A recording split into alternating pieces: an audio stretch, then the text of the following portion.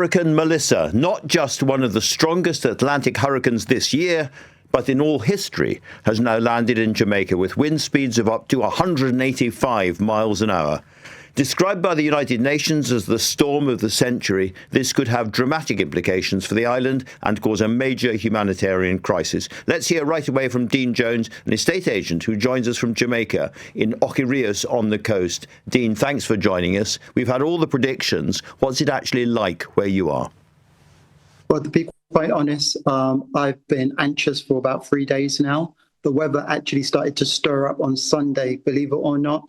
I felt like we were in a hurricane for the last 2 nights. And at nighttime, when the wind starts to speak to you, it's almost like it's got a voice and it's howling and the roof is moving, or at least it feels like it's about to rattle. It's very scary. Now yep. Is it too dangerous to get out of the house and walk around in the streets now? Yeah. You wouldn't be going out now. It's very dangerous. The wind is quite severe. The weather is rough. The rain is coming down. Are you starting to see damage on properties and trees and so on? Thank goodness, no. We're on the right-hand side of this storm, and there will be some damage. All I've seen so far is a couple of trees falling down. Now, property is your business. How vulnerable do you think Jamaica generally is to a hurricane of this scale? Honestly speaking, any country would be vulnerable to a hurricane of this scale.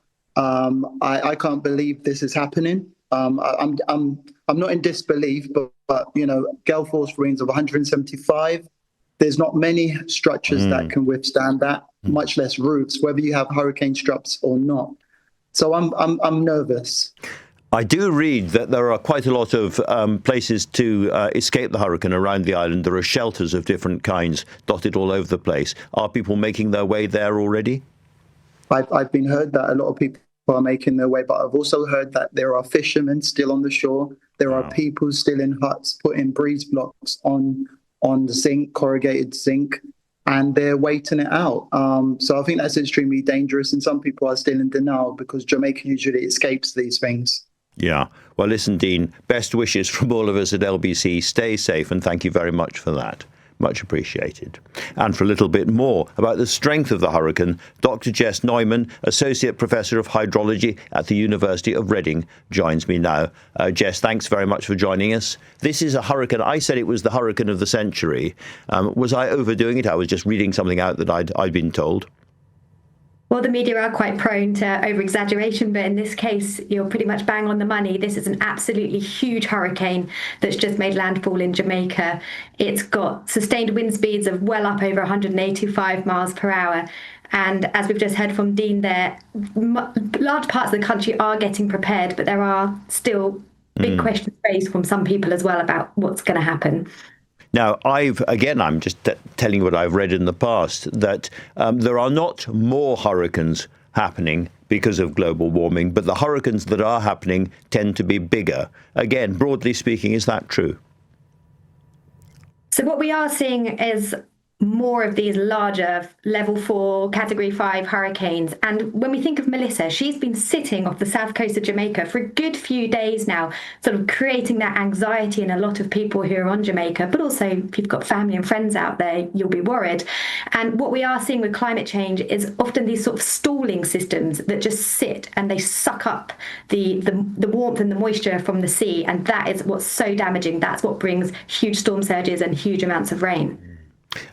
We have seen, sitting in Britain and looking across the Atlantic, we see hurricane after hurricane, hitting Florida, hitting the coast of the States, hitting the Caribbean and places like Jamaica. We've had nothing like that on the European side of the Atlantic. Is that something we can relax about? Is it kind of never going to happen here? He said worriedly. So one of the key things that a hurricane needs to be able to create itself and to get the energy is warm seas. We're looking at sort of 27 degrees, and we don't really have those sea temperatures up near Europe, but we do get the tail end of some of these hurricanes, these sort of ex-tropical storms. And we think back to 1987, for example, where we get these extreme sustained winds. So we don't get hurricanes in the same way, but that's not to say that we can't experience damage and loss of life as a result of storms that create in the Atlantic as well. Final question. Is this the kind of level of hurricane that we can now expect to see year after year in the Caribbean? Perhaps not just in the Caribbean, but all over the country, the world, typhoons, cyclones, happen in different parts of the world. We should assume that we are going to continue to see events like this, and we need to be prepared for them. I think that's the main takeaway message, is being prepared. And Jamaica are doing a lot to make sure that they're ready to go with the cleanup as quickly as possible here. But there's still lessons that we can learn going forward. We'll need to think and act differently. Helen, thank you very much indeed for joining me tonight.